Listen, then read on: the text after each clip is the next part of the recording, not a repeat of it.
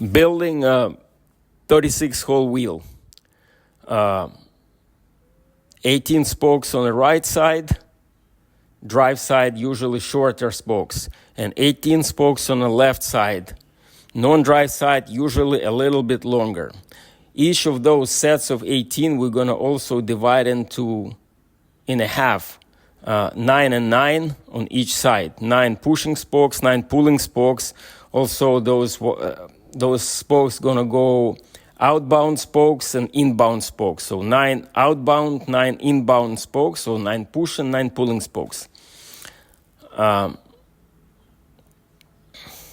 In this video, we're going to only explain how we build and what we do. We don't concentrate on why we do it in certain order and what these things actually mean. Now we're going to find a hole for the first spoke of the first set. We're going to locate a nipple hole. And then the first hole is going to be down from the nipple hole. And the second hole is going to be up. And the third hole is going to be down. The fourth hole is going to be up. So half of the holes are down from the nipple hole and half of the holes are up. So our first hole, the hole for the first spoke of the first set is going to be the second hole off to the right of the nipple hole. And the first hole for the second set is going to be the first hole to the right of the nipple hole, which is actually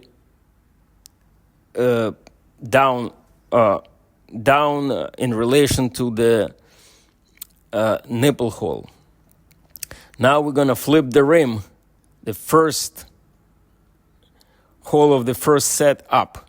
And then we're going to locate any hole on the hub's drive side and mark it as a hole for the first spoke of the first set. Then we're going to drop the spoke through that hole. And the spoke on the left of this, the hole on the left of this spoke is going to be the first hole of the second set. We're also going to mark it. Then we're going to drop 9 spokes into the drive side of the hub inbound, the flange of the spoke facing outside.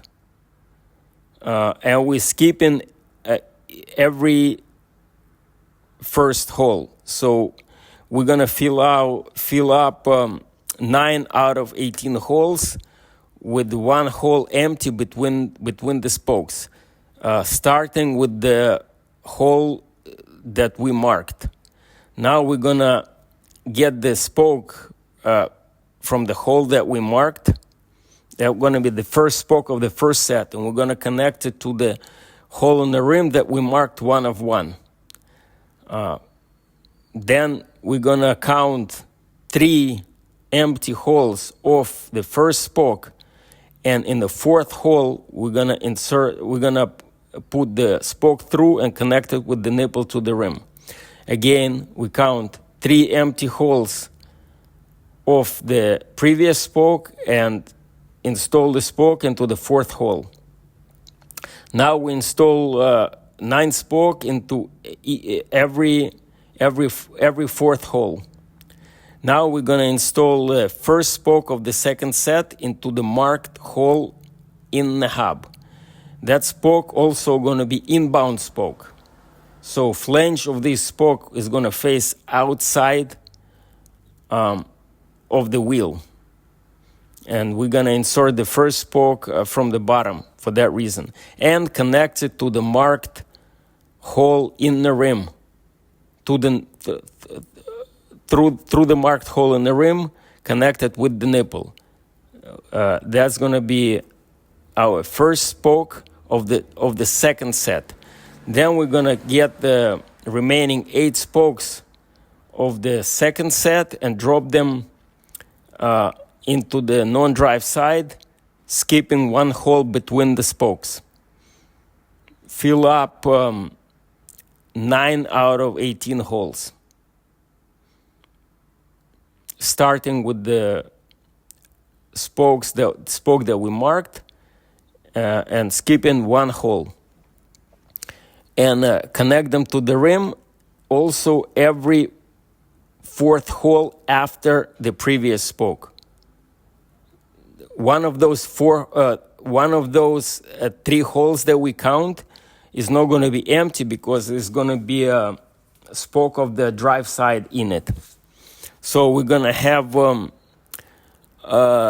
two empty holes between the spokes that we already inserted.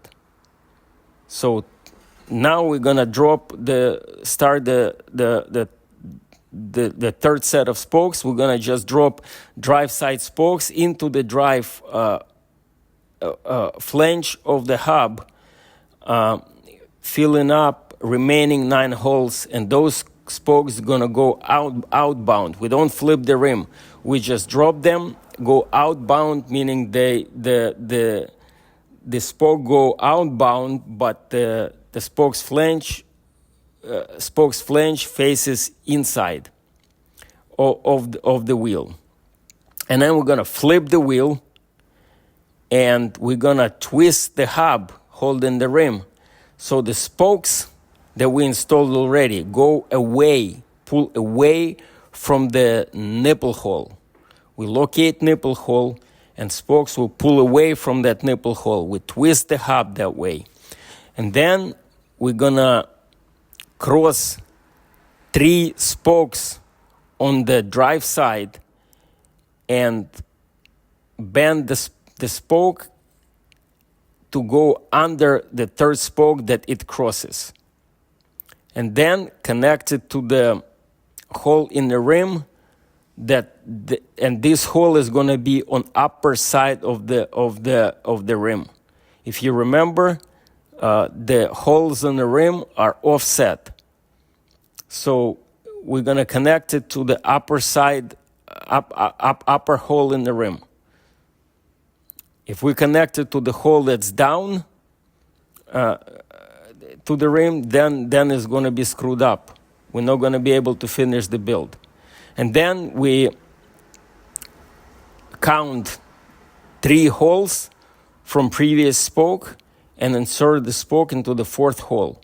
Another way of doing it is we count 3 spokes. We cross 3 spokes on the same side, on the drive side, and then we bend the spoke and put it under the 3rd spoke and connect it to the nipple through the rim hole.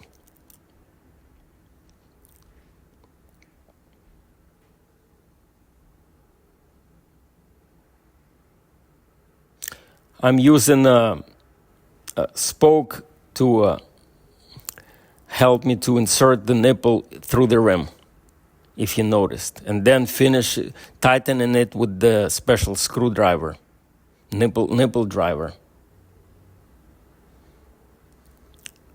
Now it has to be 3 spokes kind of together with one hole between each sets of 3 empty.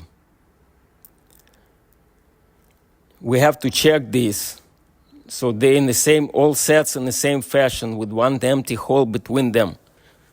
And now we're gonna drop remaining 9 spokes into the remaining holes on the non-drive side. Remaining 9 holes on the non-drive side. It's hard to make mistake because we have 9 spokes and 9 holes.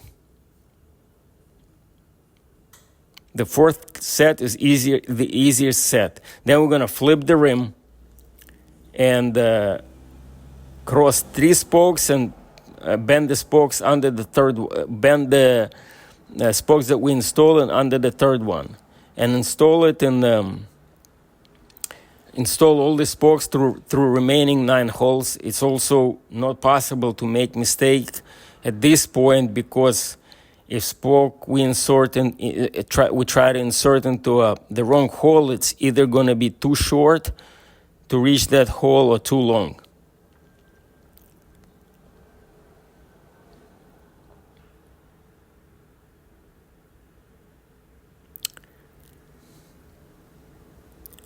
I will answer all reasonable questions if you ask me in the comments.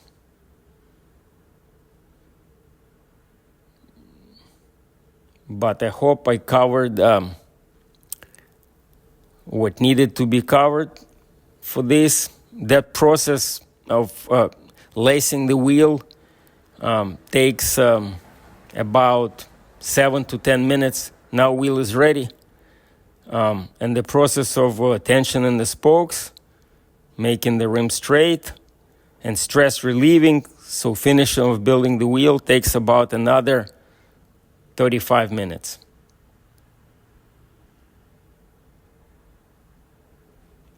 And by the way, if you need custom cut spokes for your wheel building project, you can order them from me. I cut them with those two Fieldwood spoke cutters from blank spokes of 315 millimeter length. I cut them to any size, and I have any gauge of the spoke. Take care. Thank you very much for watching.